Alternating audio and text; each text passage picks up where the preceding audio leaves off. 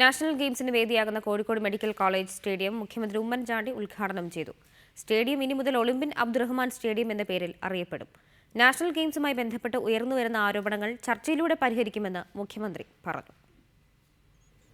1400 പേർക്ക് സൗകര്യപ്രദമായി കളി കാണാനുള്ള വിശാലമായ ഗാലറി, സിന്തറ്റിക് ട്രാക്കോട് കൂടിയ ഗ്രൗണ്ട്, നാഷണൽ ഗെയിംസിന് വേദിയാകുന്ന മെഡിക്കൽ കോളേജ് സ്റ്റേഡിയം മുഖ്യമന്ത്രി ഉമ്മൻചാണ്ടി ഉദ്ഘാടനം ചെയ്തതോടെ മലബാറിന്റെ ചിരകാല സ്വപ്നമാണ് പൂവണിഞ്ഞത്. സ്റ്റേഡിയത്തിന് തങ്ങളുടെ പ്രിയ താരത്തിന്റെ പേര് നൽകിയപ്പോൾ മലബാറുകാരുടെ ആവേശം വാനോളം. ഈ സ്റ്റേഡിയത്തിന് ഒളിമ്പ്യൻ അബ്ദുറഹ്മാൻ സ്റ്റേഡിയം എന്ന പേര് ഇടാൻ തീരുമാനിച്ച വിവരം നിങ്ങളെ അറിയിക്കുക. വിവാദങ്ങൾക്കിടയിലും പണി പൂർത്തിയായി ദേശീയ ഗെയിംസിന് തയ്യാറായ സംസ്ഥാനത്തെ ആദ്യ സ്റ്റേഡിയമാണിത്.